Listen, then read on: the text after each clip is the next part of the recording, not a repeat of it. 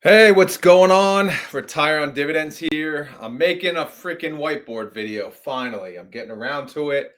No one's home. I got peace and quiet. No disruptions. No one laughing at me.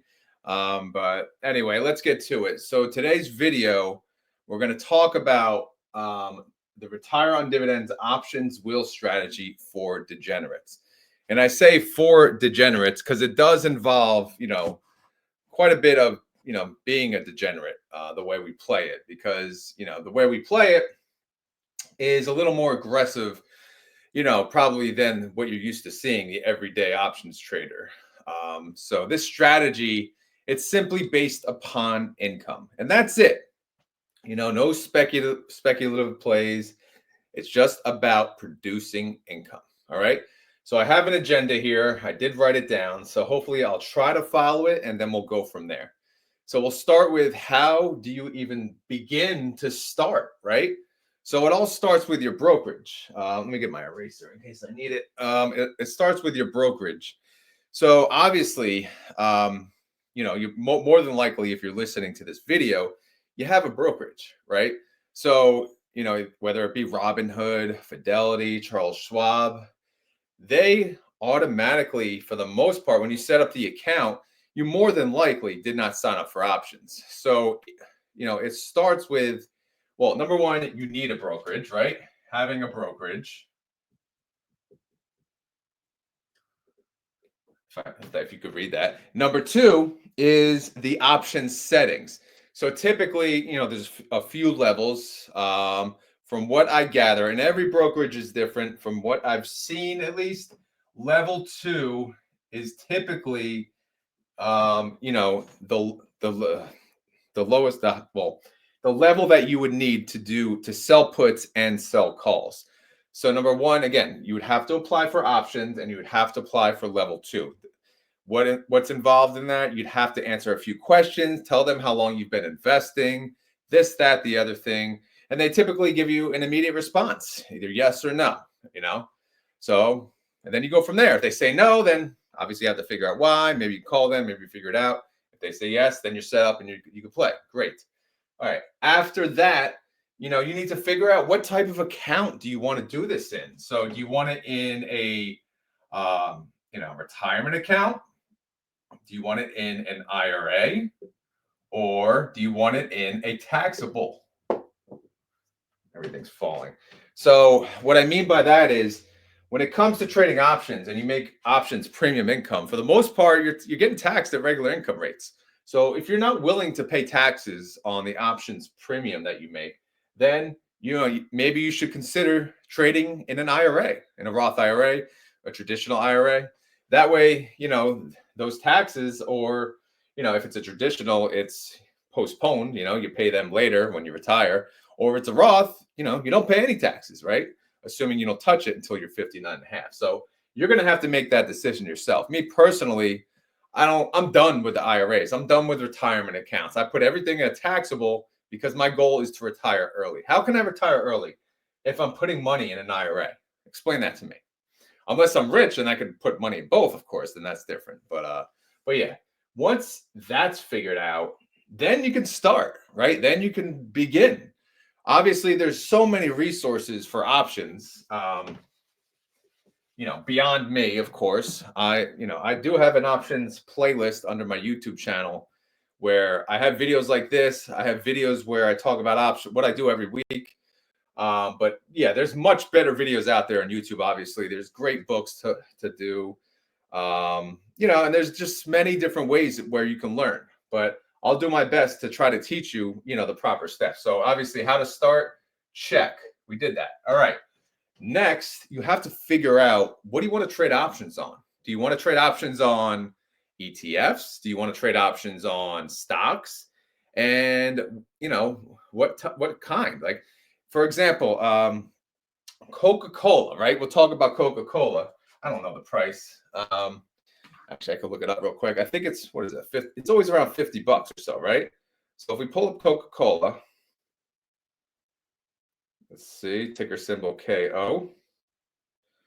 They are 64.86. All right, so let's just say $60. So let's say, okay, I want to do options on Coca-Cola. Okay. Coca-Cola, ticker KO, we said $60, right? So when you say options, keep in mind, if I want to start doing any options on Coca-Cola, especially for my strategy, I'm selling puts, I'm selling calls. Every contract is 100 shares, okay? It's 100 shares. And 100 shares of Coca-Cola is, guess what? Times 100. Add two zeros. You need $6,000 to sell a put on Coca-Cola. So obviously, price does matter. Unless, again, you got a boatload of money, then that's different.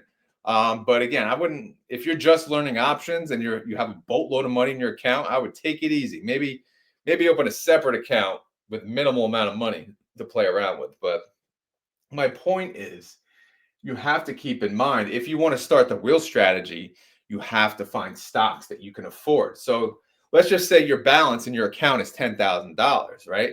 All right, I'm going to sell a put on Coca-Cola, and then, that's it. I'm done.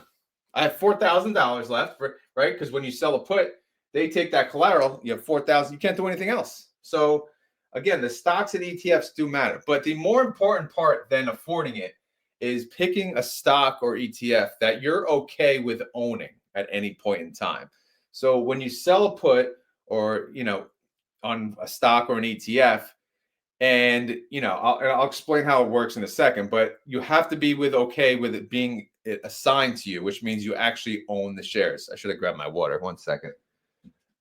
So you have to be okay with owning the shares. Okay. And if you are, it makes this so much easier. Because if you start doing options on like AMC, GME, believe me, that was me in the beginning, then you're just going to be like, oh my God, I hope I'm not assigned. And if I am, I'm going to sell for a loss. And you're just not going to play it, how you want to play it. So you have to be comfortable with a stock that you're willing to own. Okay. So I'm going to give a better example of a stocks, because again, when I say degenerates, I play with ETFs that are double or triple leverage. A great example of one that I've been using is TSLL. Okay. What is this? This is a 2X Tesla. Okay. Tesla is ticker TSLA. So what does that mean? It means it moves 2 times what Tesla does, up or down. Okay. But with that comes double the implied volatility. So if Tesla has a 50% IV, right, then TSLL has 100% IV, plus or minus, of course. And what that means, the higher the IV, the higher premium you can get. But again, the bottom line is TSLL is one I'm comfortable with. Is it a degenerate play? Sure. Because not only is it an individual company, but it's double leverage individual company.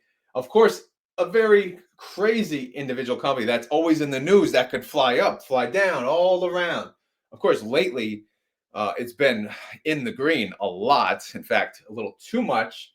But, that's good. That's good and it's bad, of course. So I'm going to use my examples based on TSLL, but based on the old price that was more affordable of $10. So yeah, the agenda number 2 item, stocks and ETFs, that's important. You need to before you do anything, make yourself a watch list. On that watch list, put the ticker, put the name, put the IV, put the 52-week low, the 52-week high, all those things, all those types of things, just to see, okay, here's my watch list. Here's how, the stocks that I trust, that I can afford. Obviously, affordability needs to be considered too. And then you compare the two. Okay, compare the list. All right, which one is tradable? Which one's not? I have an options trading list. I share with you guys all the time, as you know. But if you need that, I'll send that as well. But right now, my options trading account, the balance is like 65,000, right? So I don't trade, certain stocks above a certain price, like $60, $70. I typically don't mess with them. And I'll explain why with the 10 contract rule in a second. So, but yeah, make yourselves, again, a watch list. Okay. That's important. All right. Now we're going to talk about the wheel strategy. All right. This is the fun part. And I'll kind of blend the 10 contract rule in the middle of it, or it's all going to be kind of blended in at that point. So let's just say TSLL. We'll use TSLL still. Okay. Let's see if this marker even works. TSLL. And let's just say TSLL, hopefully you can hear me, is trading at $10. Okay. So right now, all right, my 10 contract rule, what does that mean? I need to be able to afford to do 10 contracts of TSLL at the current price. The current price is $10. How much is one contract? One contract is $1,000, right? Because it's 10 times 100. Okay, 10 contract rule, take that number, times it by 10. Okay, so I need $10,000. I need $10,000 in my account to be able to afford TSLL. And why do I say the 10 contract rule? It's basically to save my ass. Because the way I trade options, I don't use charts. I don't speak Greek. I just play the game. I go right in. I jump in. All right. I don't give a damn if it's at a high, at a low. I'm selling a put right away.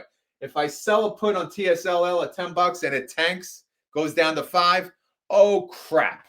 But you know what? I got 9 other contracts to save me. And I'll explain that in a second. All right. So that's important. That's important for me, of course. I'm not saying that's how you guys are going to do it. But, I'm just explaining, again, my strategy and how I treat it and how it's been working for me.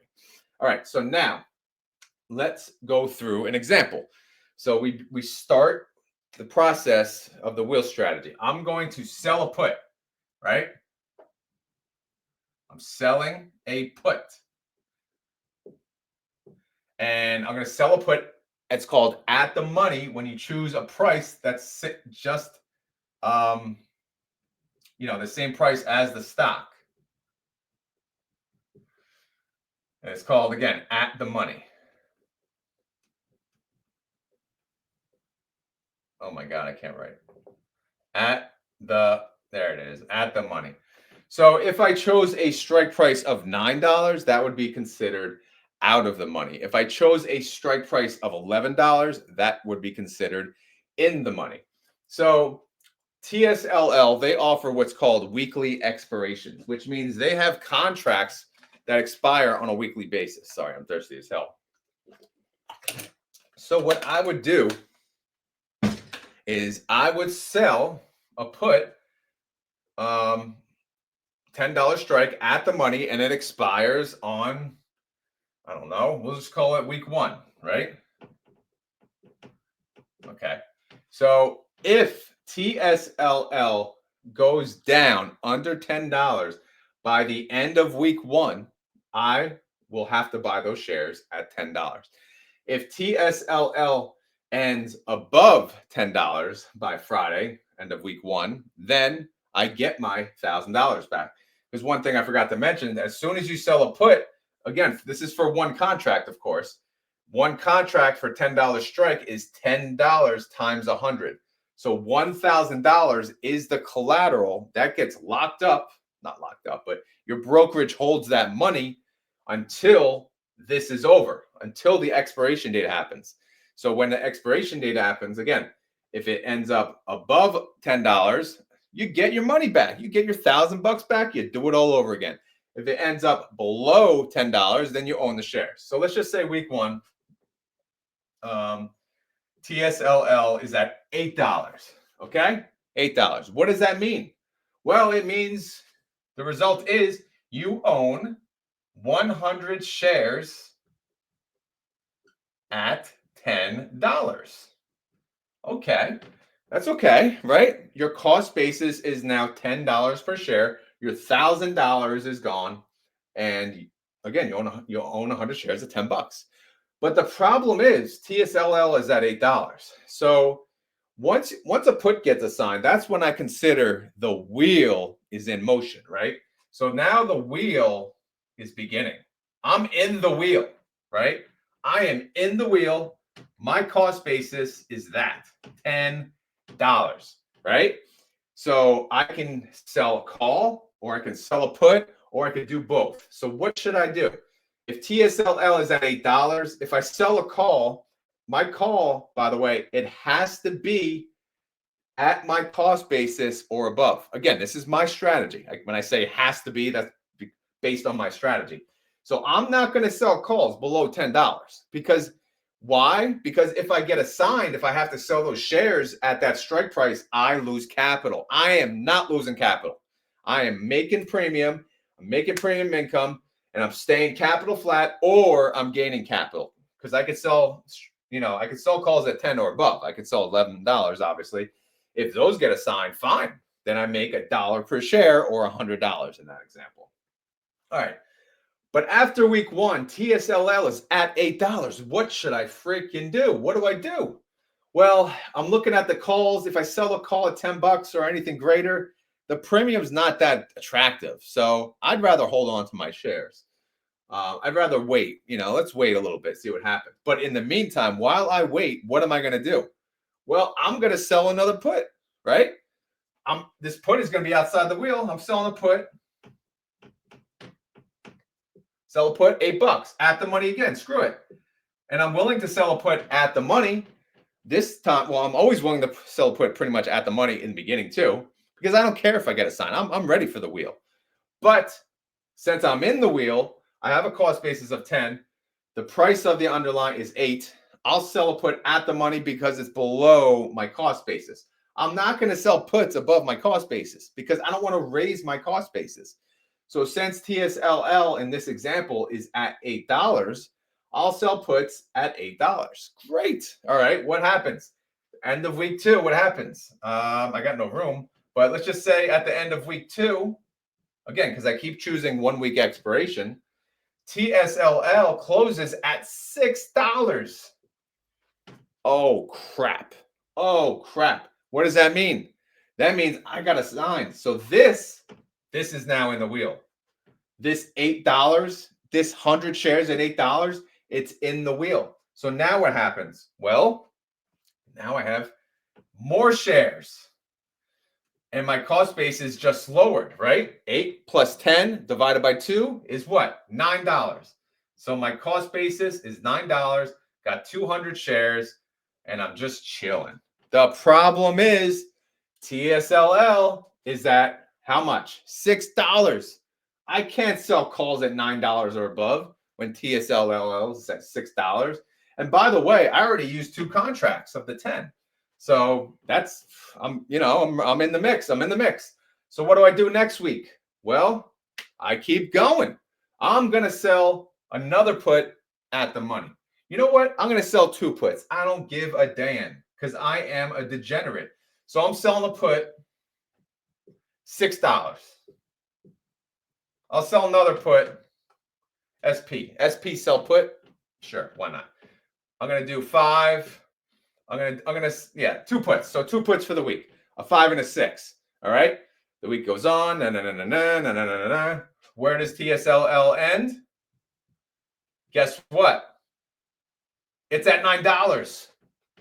It closed the week. It went back up. It went to $9. So my sold put at 5. What happens? Nothing. It expires worthless. I don't own any shares. I didn't get assigned anything. What happens to my put here? $6. It expires worthless. Why? Because TSLL is above that price. All right. So I get all that collateral back. So I'm back in the game. Best part is I'm opening the next week.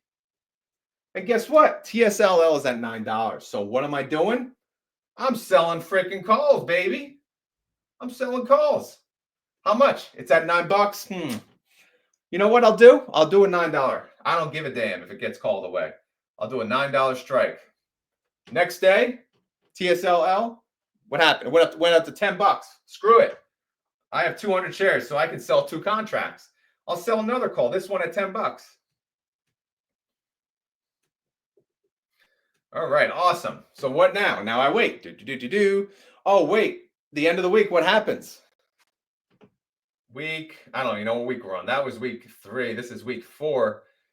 It's now, it ends of the week at $8. So what happens? All right.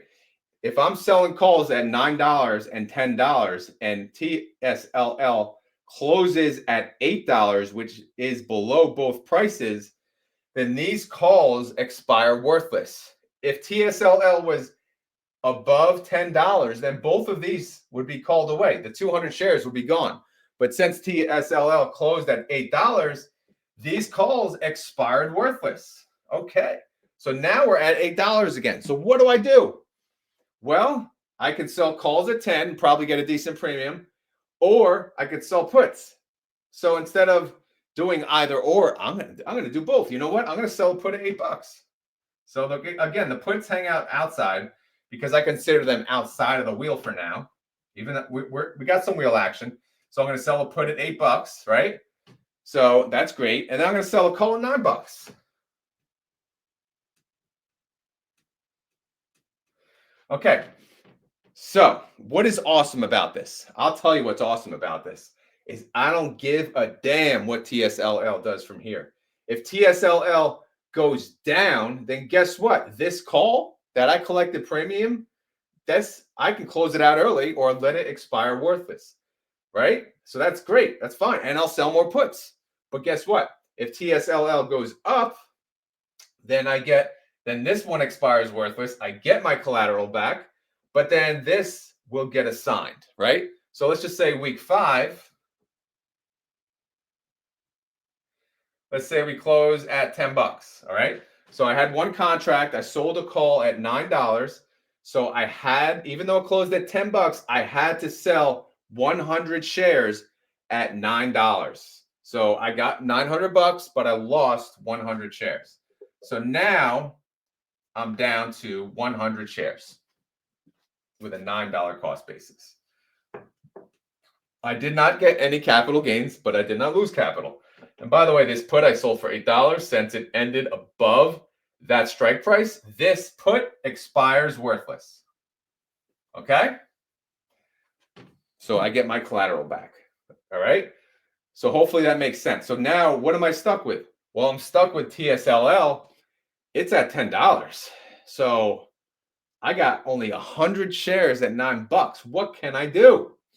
Well, if I sell a put below my cost basis, what am I gonna do? $8? The premium's probably not going to be that great. So instead, I'm just going to wait, and I'll sell a call if it opens the Monday morning. If it opens at $10 or goes above, maybe I'll sell a call at 11. Right? I'll sell a call at $11. Why would I do that? Well, if I did at 10, I'd get more premium. But since I'm doing at 11, I'm getting less premium, but I'm getting the possibility to gain capital gains of $100, right? $1 times 100 shares, that's $100. So, at the end of week 6, it closes at 12, which means, oh man, my last 100 shares got called away. I had to sell them for $11. So when I sold the call, I collected the premium. That's an automatic. That premium goes right into the account. But since we expired at 12, I had to sell my last 100 shares at $11, and I got $1,100 in my account. That's a $100 capital gain, and I got the other 1,000 back that I originally had spent, right?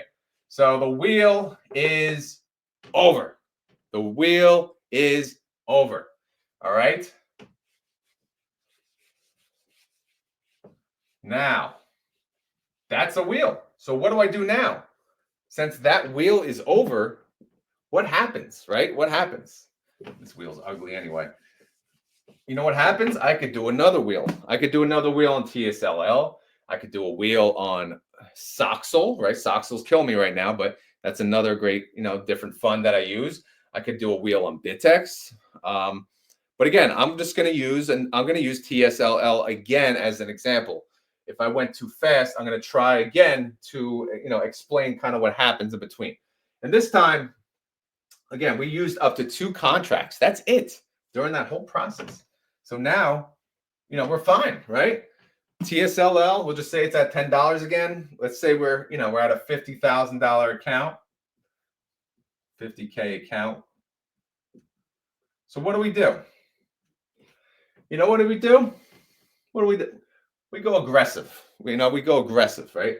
We sell puts. Let's sell a put. It's at 10. I'm going to sell put in the money. $11 strike. Okay? And I, again, forgot to mention, when you do that for one contract, $1,100 gets taken out of your account. That's collateral. You have to have that money. So your account would take that. So if I sell another put, I'm going to do $10 this time. And what are they going to take? They're going to take $1,000. 10 times 100, 1,000. And then I'll sell one more put. This time $9. That's out of the money. They'll take 900. 9 times 100. Again, this is always assuming one contract. I like to do one contract at a time. I always scatter my puts. I scatter my calls.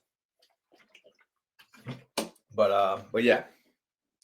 So here's an example. In 1 week, I went nuts. I said, screw it. I'm making some money and I'm using 3 contracts. I don't give a crap. Because why? Because I am a degenerate. That's why. Okay? That's why. No excuse for that, but it is what it is. So what happens here? Well, I'll tell you what happens, right? We're waiting, right? We're waiting on TSLL. I don't own any shares. I'm waiting for the wheel to happen.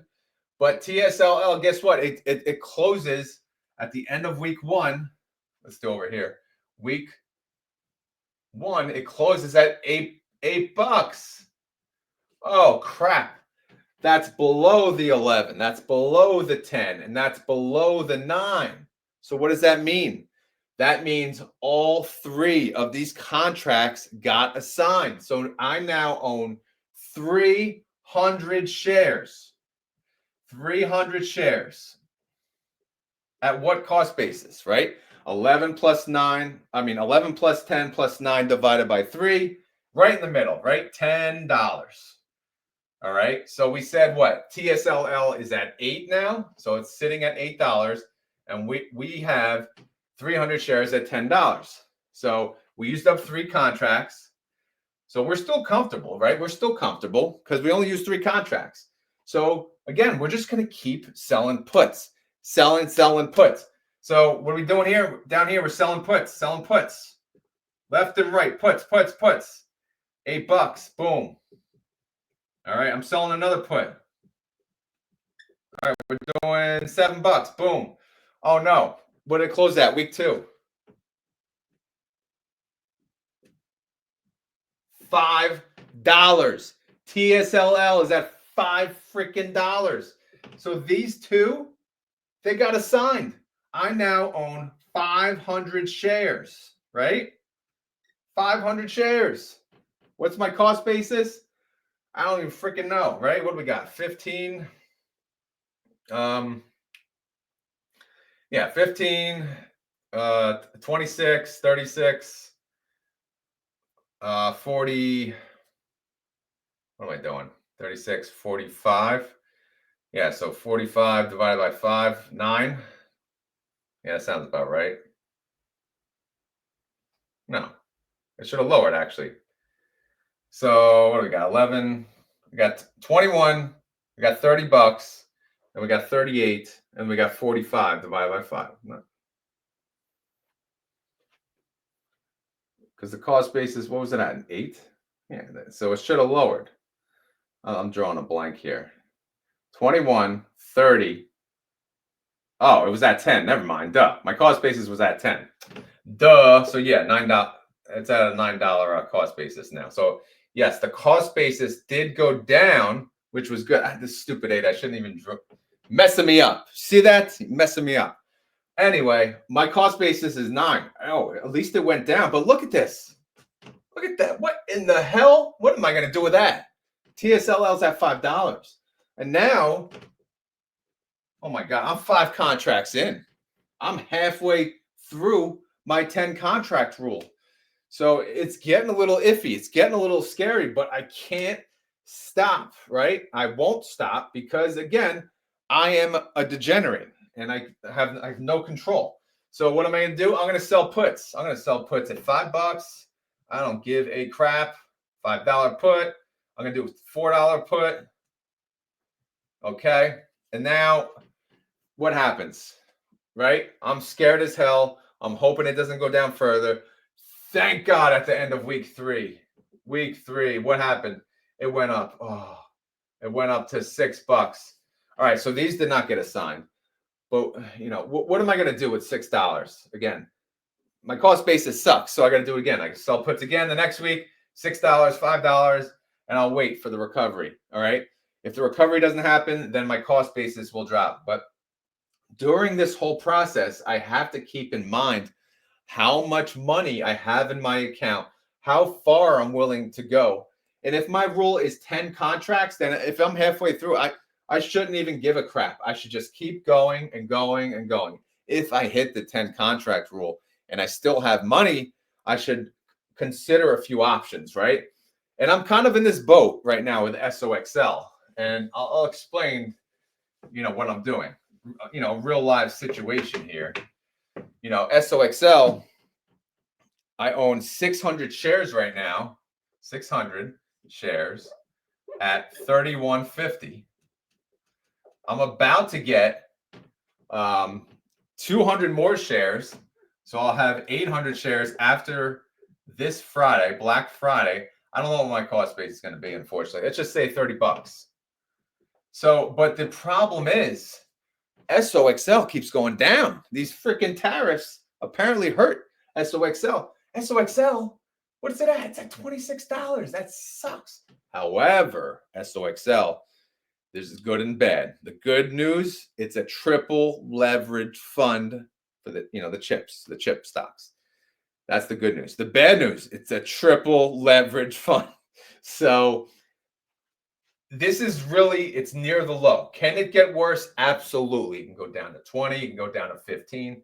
What am I going to do, right? I'm already at 8 freaking contracts. I mean, are you kidding me? 8 contracts? And they're expensive. Again, very expensive. That's $2,600. And by the way, I started SOXL. My first put was $35. I worked my way down, 35, 33, 31, 30. There. Look at this. I'm at freaking 30. So next week, I'm going to start the week, unless it recovers Friday. Friday's a half day. Unless it recovers Friday, I'm going to have 800 shares at 30. SOXL is going to open Monday morning at 26. Hopefully it jumps up, but we'll see. But if it keeps going down, what the hell am I going to do? Well, I'll tell you what I'm going to do. I'm going to sell puts. I'm going to keep selling puts. All right. I'm going to sell puts, but I have to do it a little different because I used 8 contracts. Like I am the biggest degenerate. Not only am I over allocating to SOXL, I'm almost at my 10 contract rule and I'm in Shit's Creek. There's no sign of recovery coming. So when I sell puts, I got to go out of the money. I can't be doing this in the money crap. I got to go out of the money. So I'm going to go with $23. All right. I'm selling puts at 23. If it goes down the next day to 24, I'm selling another put. All right. And I'm going to do 21. All right. And I'm going to hope it starts recovering. But if it doesn't, these will get assigned and then I'll own 1,000 shares. What's 1,000 shares at 10 contracts? My cost basis will be much further down. Who knows what it'll, let's just say it's 27. Right? But again, if both of these got assigned, then that means SOXL is at $20. So yeah, it could happen doing this method. It could happen where I'll get to the point where simply I'll just be a bag holder and I won't be comfortable selling any more puts. So I would wait. I hope I don't get to that point, but that could happen. So now let me show you my strategy for next week. All right. I'm going to have 800 shares, I think, at $30. SOXL, we said, is at 26. I'm going to sell calls. I don't give a crap. I'm selling calls. Problem is, I can't use 1 week anymore. I love doing 1 weeks, but if I have to go, I'm going to go 2 to 3 weeks out. I'm going to do it because I got to make money. I got 800 shares. I got to make money on those shares. So I'm going 2 to 3 weeks out, and I'm going at my cost basis. No more, right? At my cost basis. Okay? So hopefully that makes sense. Or there's another option. Now we call this the wheel split. So I got 800 shares, right? I got 800 shares. What's my cost basis at? Well, I got a couple groups. I got a 35 and 33. Let's just say that's 34 cost basis, right? I got a 31 and a 29. That's a 30 cost basis. All right. We're going to group everything in 4 wheels. All right. And then the next one, we'll say we have a 28 and a 26. That would be a 27 cost basis. And then I think for this week, I have a 27. I don't know. Let's just say a 27, a 26. That would be a 26.50 cost basis. So I can either, and again, these aren't exact. Keep that in mind. It's close, but it's not exact. I didn't write down the exact figures, but it's a difference, plus or minus difference. So I could either do what I said at the top, which is sell calls 2 to 3 weeks out, $30, right? Because that's my overall cost basis for the 800 shares. Or I split. I do a wheel split. And I did that this week already. So what can I do? I'll take these two, and I could do it with one. I could just take the 26, right? But I'm going to take these two, and I'm going to make them their own little wheel. So now that my cost basis is 26.50, I can sell calls for 200 shares, because this is 2 contracts, 200 shares at 26.50 or above. And if they get assigned, guess what? I don't care. But now I'll have to work on the next bunch and the next bunch and the next bunch. But I'll work my way up in hopes that by the time I'm done with playing with these, SOXL finally has its recovery. Because I'm not sitting on 800 shares, not making money off of it. So it's either I make money off of it selling calls at my overall cost basis further out, or I can sell calls with my wheel split at different cost bases depending on how I split it up. Again, I could split it 1 at a time. I could split it 2 together. I could do 3 together. I could do however it works for me. That's how I'm doing it. And again, this is just something I started last week with a suggestion from a commenter. Which, again, you guys that watch my videos, you guys are freaking awesome because you give me ideas all the time. And we just came up with the name the wheel split.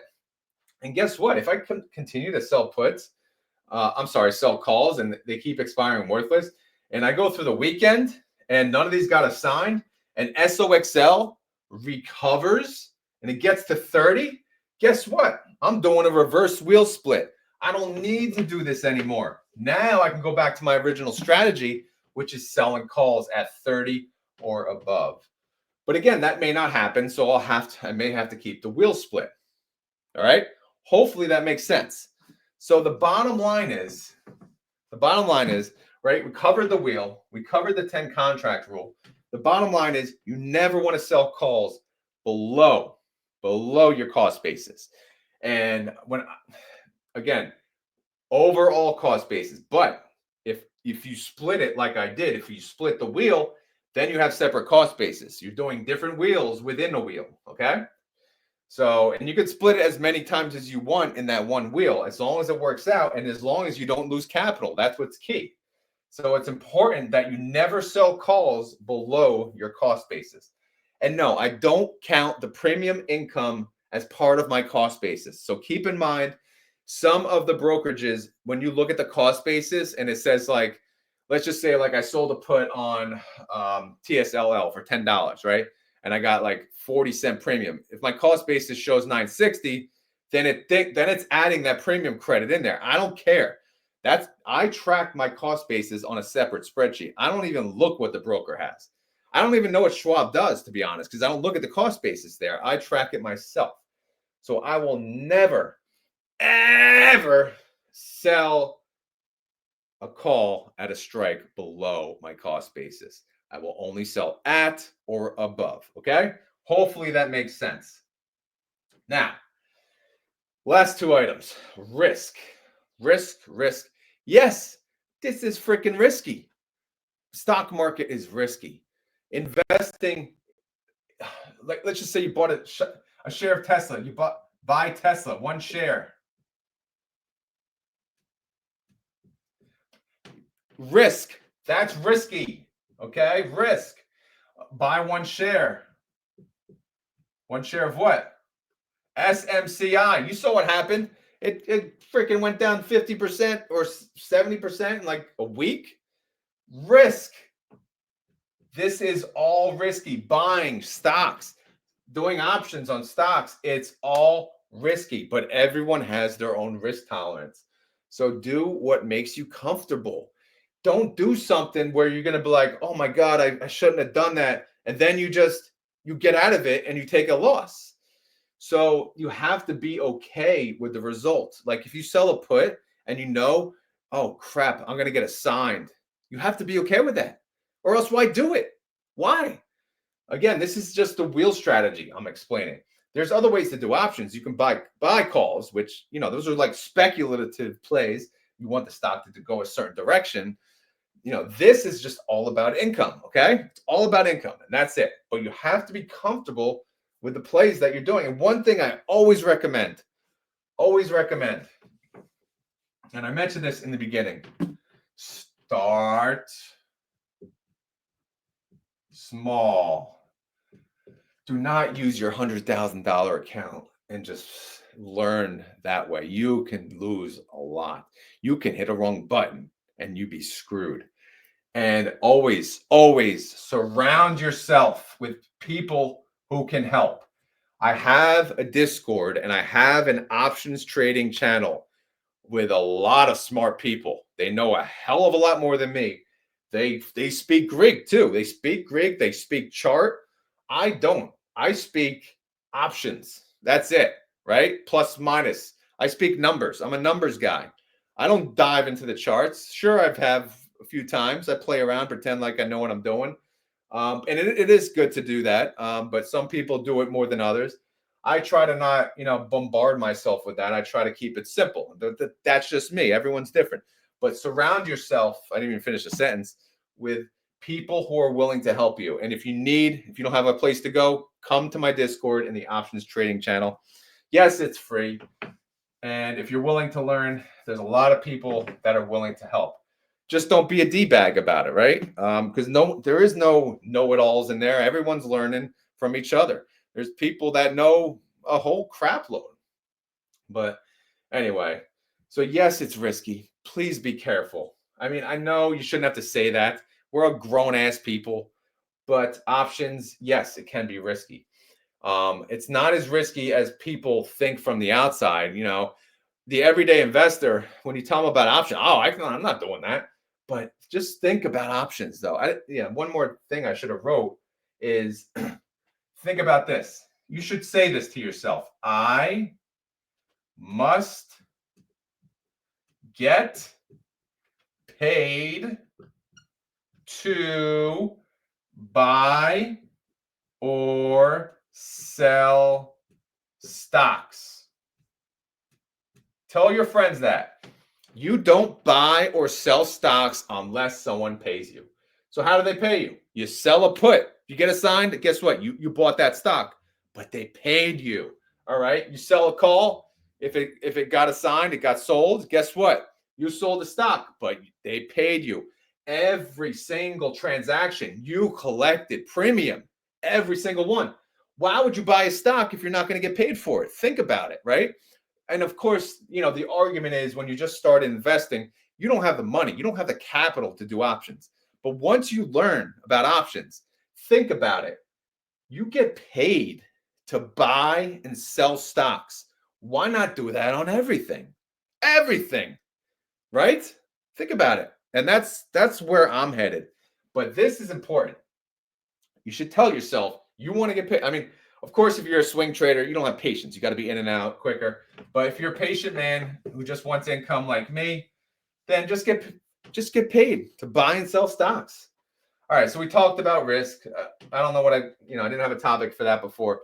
And the last topic, is why do we do this? Why are we doing this? It's because it's income. I am clearly, based on my channel, dividends. I'm all about freaking dividends. Dividends is what got me into investing. When I heard about dividends, think about it. Years 5, 6 years ago, I'm like, oh my God, you buy a stock, again, back to Coca-Cola. Oh my God, Coca-Cola, they pay you a dividend quarterly? Oh my God. How much? 3%? 3% yield? Oh my God. And you get that on a quarterly basis? Oh, that's awesome. All right. So if I have $1 million, right? $1 million. What do I get? I get 300K? No, I get 30K, right? Well, that's not enough, right? That's not enough. What are you going to do with that, right? Well, if I have 2 mil, 60K, right? So anyway, my math is right. Should I double check it so I don't look like a moron? But times what? 3%. Yeah, 30K. And then obviously, 2 million would pay you 60K. So 3 million, and even at that time, I was still I'm like, oh my God. So all I have to do is have 3 million, that's not even enough. Let's just say 4 million, 120K. I could live off that in retirement, right? So even with that mentality, I was all in. I'm like, yes, I'm going to learn about investing. I was all about dividends, dividend growth. Obviously, if they raise the dividend every year, it'll be a little better, the cost basis. But you get what I'm saying, 3% yield. Ew. So I covered, my YouTube channel, I covered this for years and years. And then I learned about options. The first time I learned about options, I went all in, AMC, GME, high IV, high premium, and I lost a crap load of money. And then I stopped. I'm done. So what happened? YieldMax came out. And they offered ridiculous yields. I mean, you saw TSLY. Like, what is this garbage? Right? 100% yield? Yeah, all right. I'm like, that's bullcrap. And then eventually I'm like, you know what? I'm gonna look at it. I'm gonna look into it. I'm gonna make a video about it. And I did. And I, all that options, stuff that I learned in the past, I'm like, wow, I forgot about options. I should really get back into it. So what did this make me do? It not only made me want to buy Tesla, but it made me want to learn more about options. And the more I covered Tesla, the more I covered the various funds, the more I was learning options again myself and different strategies. So here I am, learning that the power of investing, the best income strategy in my mind is options. That's it. Options. And guess what, guys? TSLL, if I'm a bag holder, they pay a dividend. If I'm stuck holding TSLL, they do pay a quarterly dividend. It's not great, but it's still a dividend. But anyway, that's how I'm making income, options and dividends, or shall I say distributions, because really I'm just owning ETFs now. I'm done with the individual stocks, right? I'm owning ETFs who pay me distributions. And with the other cash that I have in my account, I'm doing my own options. And now I'm at a point where the income that I'm producing is actually life-changing now. Can I retire early, much earlier than I thought? Yes. And it's because of this word, options. So the more I learn, the more I can make, and the faster I can retire, or the faster I can be able to retire. Because again, will I retire early? Who the hell knows? I just want to be able to. I don't want to have to rely paycheck to paycheck, rely on a company. I want to be able to have passive freaking income. And don't get me wrong, options is not really passive income. Buying the ETF, the options ETF, that's passive because they do all the work for you, but they charge an expense.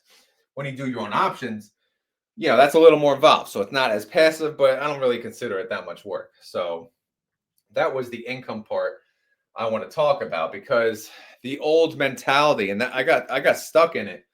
Oh, let me buy Costco. Let me buy Coca-Cola. Oh, thank you for this 2% yield. Oh, yay. Oh, wait, are you going to increase it?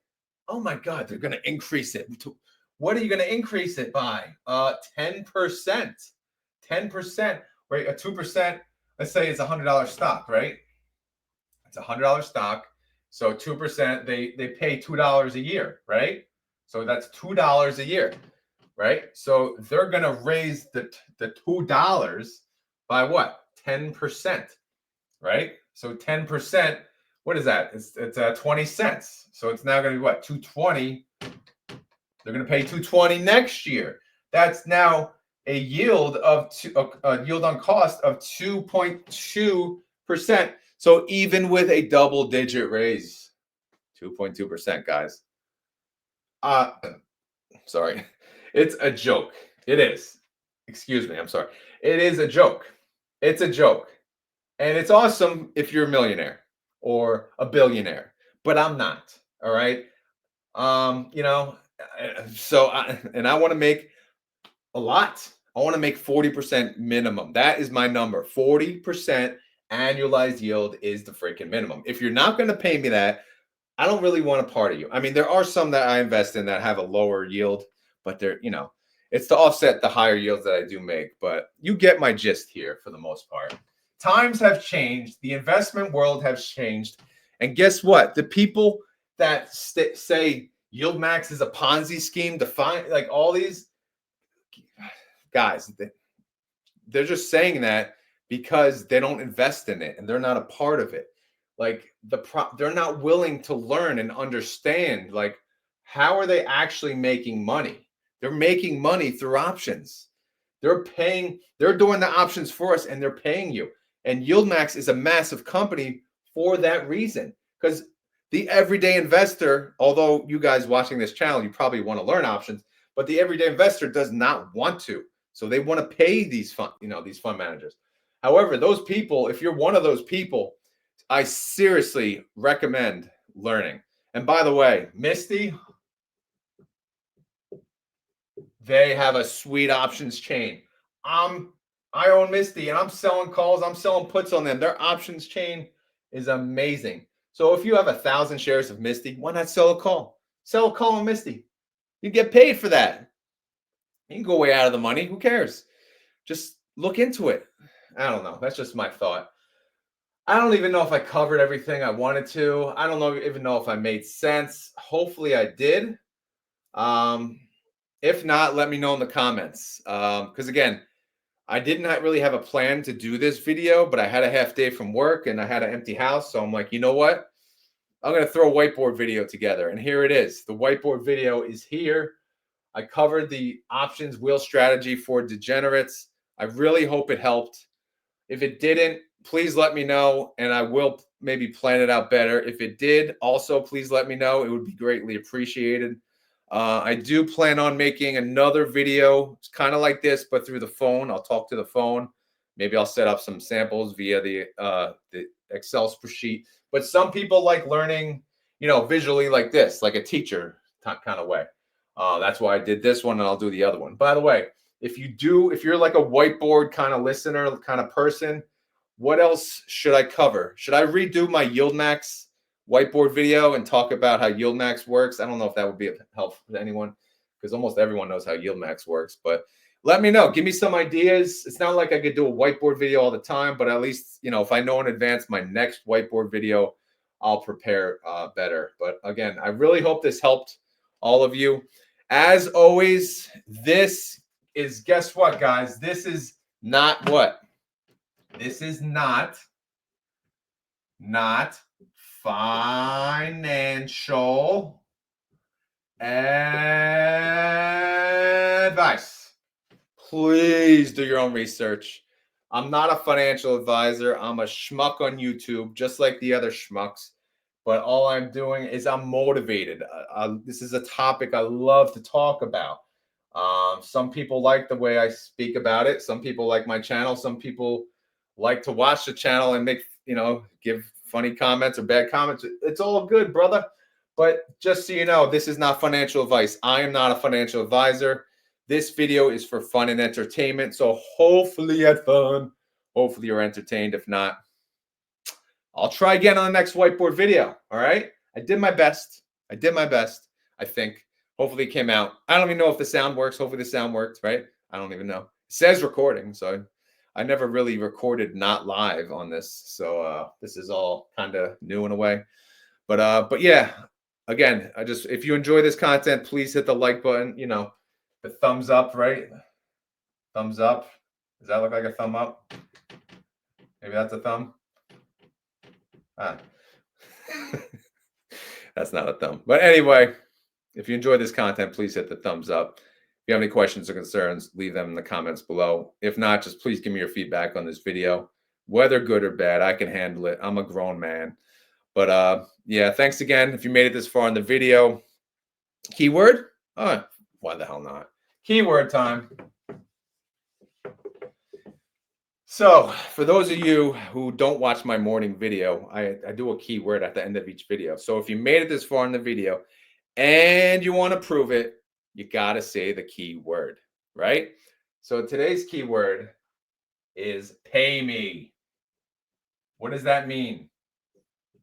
You want me to buy your stock? You pay me, right? You pay me via options.